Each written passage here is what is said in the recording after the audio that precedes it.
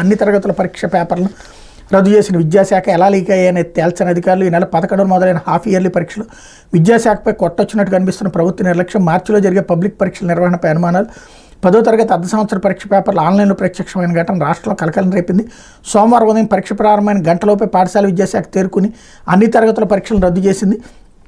Sealed కవర్లు ఎంతో పకడ్బందీ రక్షణలో ఉంచాల్సిన పరీక్షా పత్రాలు 2 రోజుల క్రితమే యూట్యూబ్లో అప్లోడ్ కావడం, ఎక్కడ లీక్ అయింది ఇప్పటి వరకు తెలుసుకోలేకపోవడం చూస్తుంటే ప్రభుత్వ విద్యపై కూటమి సర్కార్ తీరుతెన్నులు ఎలా ఉన్నాయో అర్థం చేసుకోవచ్చు.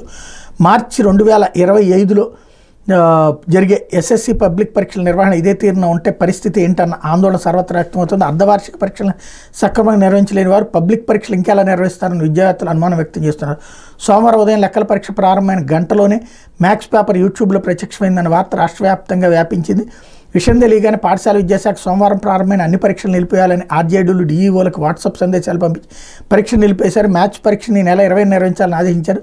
విద్యాశాఖ అధికారులు రక్షణలో ఉండే ప్రశ్నాపత్రాలు ఎలా బయటకు వచ్చాయన్న దానిపైన ఆ శాఖ అధికారులు నోరు మెదపడం లేదు. విద్యా సంవత్సరం పరీక్షలను ప్రభుత్వం పూర్తిగా నిర్లక్ష్యం చేసి సీల్ కవర్లో ఉంచాల్సిన పేపర్లను ఓపెన్గానే అందించినట్టు ఆరోపణలు వస్తున్నాయి. ఫార్మేటివ్, సమ్మిటివ్ 1 అసెస్మెంట్ పరీక్ష పేపర్లు మండల్ రిసోర్స్ సెంటర్లు ఎంఈఓ కార్యాలయంలో సీల్ కవర్లో ఉంచి భద్రపరుస్తారు. పరీక్ష జరిగే రోజు ఉదయం సంబంధిత పాఠశాల పరీక్ష ఇన్ఛార్జి టీచర్ వెళ్ళి ఉదయం మధ్యాహ్నం జరిగే పేపర్లను ఎంఈఓ నుంచి తీసుకుని తమ పాఠశాలకు తెచ్చి మిగతా ఉపాధ్యాయుల సమక్షంలో సీల్ తెరవాల్సి ఉంటుంది.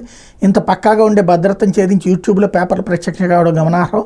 వాస్తవానికి నెల 9వ తేదీ నుంచి 1 నుంచి 10వ తరగతి వరకు SA1 పరీక్షలు జరుగుతాయని పాఠశాల విద్యాశాఖ ప్రకటించింది.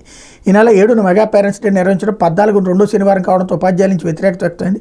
దీంతో పరీక్షలు ఈ నెల 11వ తేదీ నుంచి ప్రారంభించారు. రాష్ట్రంలోని కొన్ని ప్రాంతాల్లో తుఫాన్ ప్రభావం ఉండడంతో అన్నమయ్య, తిరుపతి, నెల్లూరు తదితర జిల్లాలోని ప్రభావిత ప్రాంతాల్లో పరీక్షలు నిలిపేసి మిగిలిన చోట పూర్తి చేశారు.